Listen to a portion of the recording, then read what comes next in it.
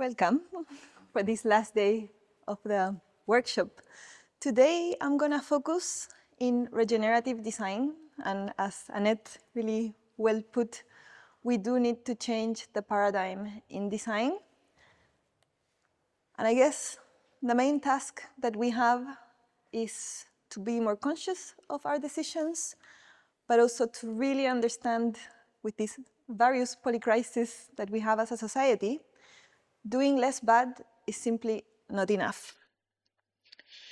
And we also need to understand that the knowledge and ability to industrialize the planet, as we've been doing at least very exhaustively for the last 100 years, is very much not the same of the skills that we need to heal it. And I think where we need to stand in the beginning is we are part of nature. Nature is not something else that is out there and is distinct from us. And here is the Oxford English Dictionary definition of nature: is the phenomena of the physical world collectively, for example, plants, animals, and other features and products of Earth, as opposed, and that's the key word that we kind of need to reconsider, to humans and human creations. So what is fundamental for us to re-understand is we're part of it, and this objectification has led us to extractive practice and various different imbalances. In addition to that, and this is also very relevant for design, is we need to decenter the human. We need to move from a dominant perspective to a common collective. We're not at the top, and we're not in the center. And this is, I think, the ground to then introduce you to regenerative futures, in which the main principle is to be aligned with the living. And I'm going to reinforce it, doing less bad is simply not enough. We have to choose our future consciously by design.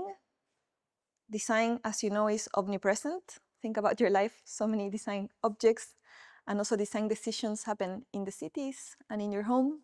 So design is important. And by saying you need to be very conscious of all of your decisions, I really want to say this in an encouraging way, meaning you have to be more conscious, but design is important, and we need creative people still working on this. And this is a quote from Daniel Christian Val: if we choose life and the health and well-being of the whole biotic in biology means the living, we need to start exploring how to co-design and co-create diverse and locally adapted regenerative cultures. And for this, we need a scale of actions. This is an example from an investigation in Berlin in which there is a correspondence between microbe diversity and food health.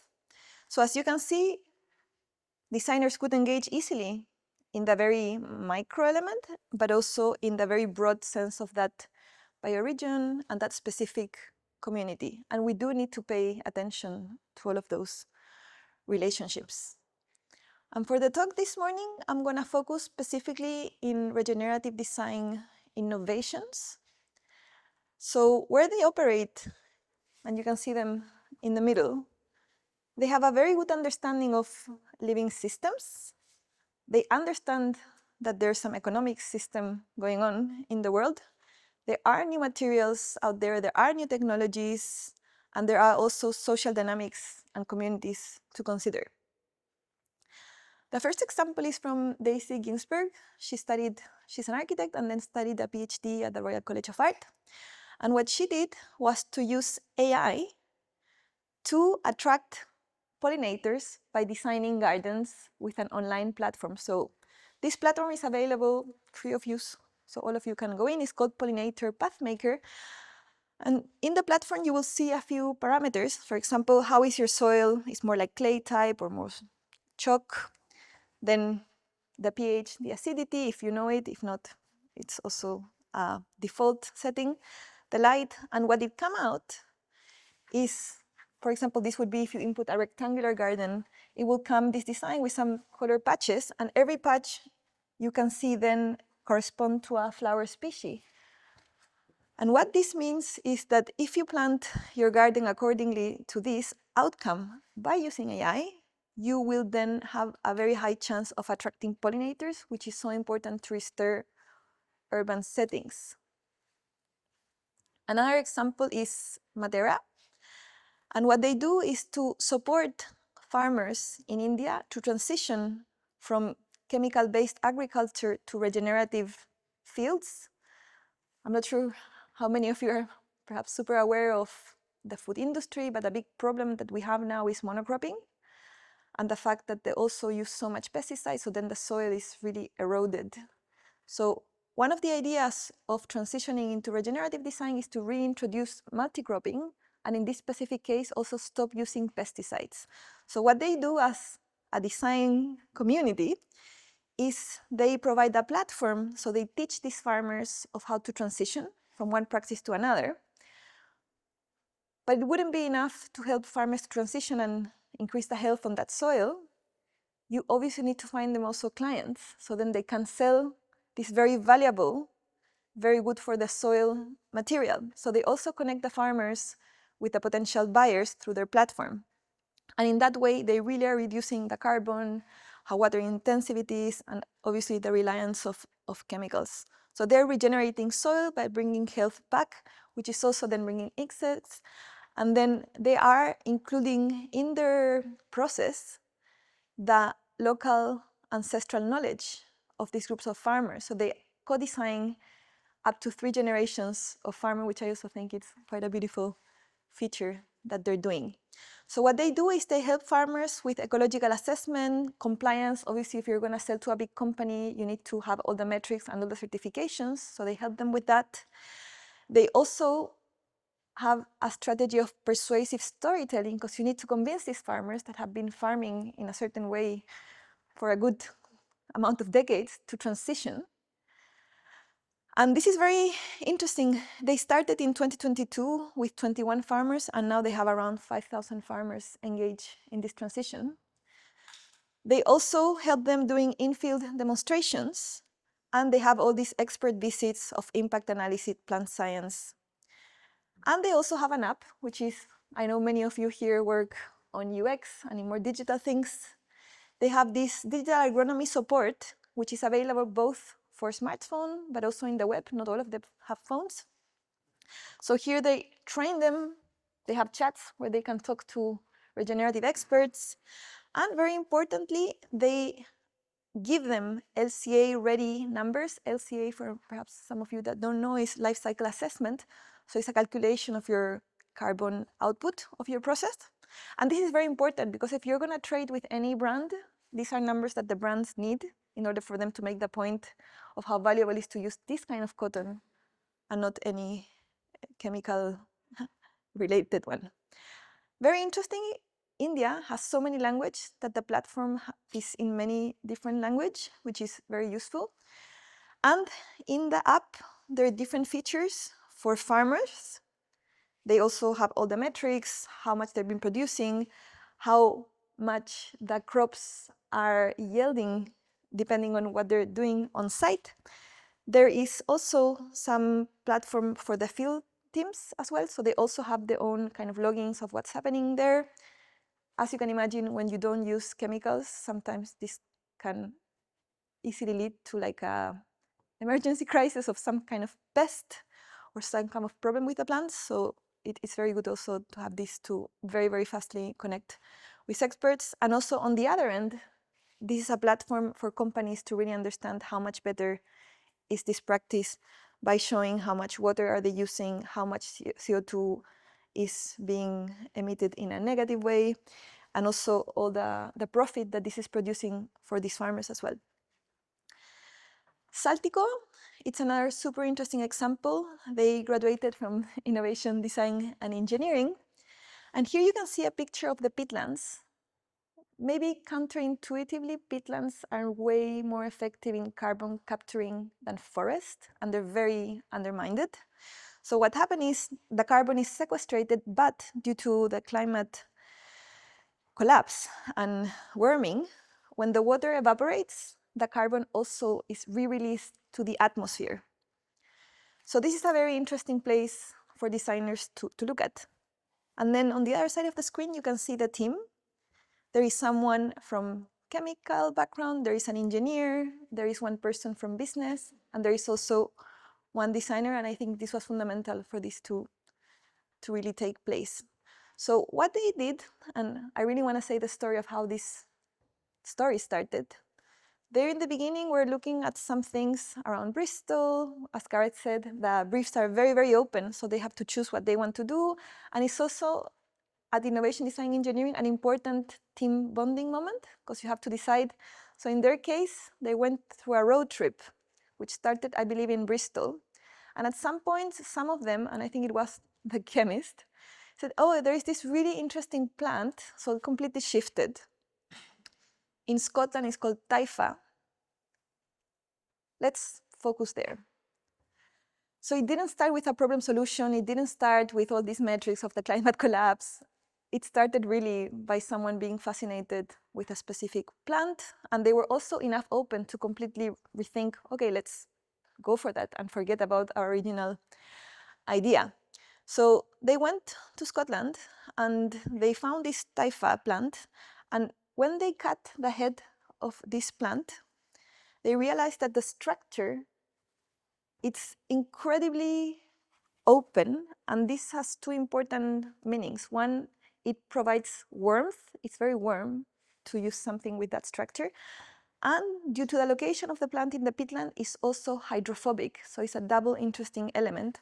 And here you can see how it looks. So it's a perfect replacement for down, feathers, and also synthetics. So that's one element, which could be perhaps like the more biomaterial advantage of having this and not having synthetics or feathers. But what is to me more interesting is the way that they envision the project is, let's stop these peatlands to be suffering from this evaporation and therefore the carbon release. So let's work with these farmers, and I've been talking to them a lot, how they refer to the farmers, they call them these experimental farmers. So they help them to re-wet the peatlands, and as a result, they collect these heads. They don't even need to remove the whole plant, and they create all this new economy, which is enough good for these farmers to transition again from chemical-based practices to this. They have been super successful. Many big companies have believed on them. They have more than 100 fashion brands interested. H&M funded them some years ago. Currently, they're working also with Stella McCartney and many other projects. So what really enabled this innovation? The transdisciplinary team. Gareth already went through this very unique setting of having the Royal College of Art with a background in art, design, but really partnered with Imperial College, which provides the science and also the technology. And later on, it came all the business support that they have. And to me, a really good learning about this case study is creativity came first. They really had an intuition. They were able to drop their initial ideas. And then the business model came very after. Another example, and this is from the Netherlands, is called Loop Living Cocoon. It's funded by Bob Hendricks. And the main idea here is they design a coffin, which is mainly created by mycelium and some hemp fibers that are also upcycled. And it's a really good replacement for wooden coffins that often includes metals and various other mixtures of material. So when you're in this coffin, you will be biodegraded in around 45 days. So it's also a new way of being remembered that is way more ecological, and at the same time, because you're decomposed through these fungi and also through these hemp fibers, it's also very good for the soil as well. And something that I found really fascinating is this founder, when he's asked how this came into place, he said, well, I really asked the question, what does the fungi want? And the fungi wants to get some nutrients, and we're perfectly suited to deliver that. So I thought that was a really nice, more than human approach that lead to a very good business, which is ecological coffins. Another example, also coming from innovation design and engineering, is Resting Reef. also related to burial new ways of seeing us. And this is surface that is created by waste streams of oyster shells that are discarded in restaurants. In London, we have a lot of that, mixed with these ashes. And these shapes that you see here are a really good platform when put in the sea for other species to dock and find a new habitat. So I think this is a really nice combination of using waste streams. Again, they're challenging burial practices, but also by creating an object, they are now creating homes for other species to revitalize oceans, and nowadays they're testing this in Bali. Another example is from a course that we have at the Royal College of Art, which is the Grand Challenge, in which we mix different students from service design, fashion, product design, innovation design, engineering, intelligent mobility, and they all come together in a trans School of Design short course. And the main idea, well, every year changes, and Gareth can tell you all about that because he's been leading this, is to create innovative responses. The first year actually that I was actually part, it was a collaboration between the Royal College of Art and CERN. So it was super interesting to expose the student in this like double paradigm, but also was very interesting for us as staff to co-teach with this incredible science that was working so many different other domains and unseen parts of knowledge. This example came out of that course, and it's called seaseed. So seaseed are these bubbles in which inside you have seeds of seagrass. As perhaps many of you know, with the level of, again, water erosion, in the soil is very depleted. So we need to bring back these species because they're also very important for other species to kind of nest and also thrive. So these bubbles here are made, again, of seaweed algae and also a little bit of crushed oyster. And inside they have the seed of the seagrass. So that's one part of the design process, is how do we design a system to deploy the seeds in which is easier, and you don't need to have these diverse scientists very probably putting them under the sea. So it's very efficient from that point of view, and also done with biomateriality. But the other interesting aspect of this innovation is the way that they envision this is these bubbles can easily go in a kayak, and people doing already aquatic sports can just spread them. And this, they call it eco-hobbyism, actually came out of a previous project also from IDE. So it's also, as Gareth is saying, it's really interesting also how different generations connect and how an interesting project from one year can really inform, really interestingly, something happened the year after. So main insight for these regenerative designers and innovators, they really start exploring regenerative potentials. It's not a problem solution. They have this genuine interest and passion for something. They create and co-create and care for non-humans. And they, in the end, found economically viable ways of doing this. So I think this is very encouraging. And this is very close to the closure of my interest. I really believe that design has the opportunity to reconceptualize and replenish futures. But for this, we need to redesign design. So this is a perfect occasion. And design has to be conducive to human and also ecological well-being.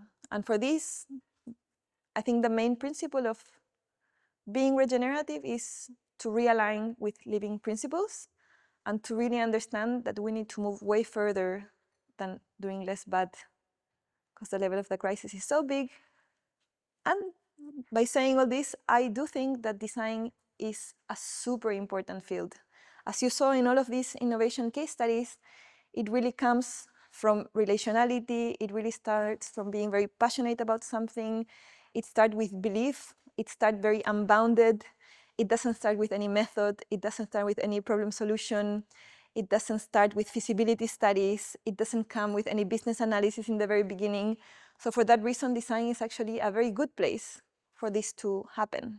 So I really encourage you to, in any form or shape, because I know here the audience is very mixed, to try to consider in which way you could be a little bit more regenerative.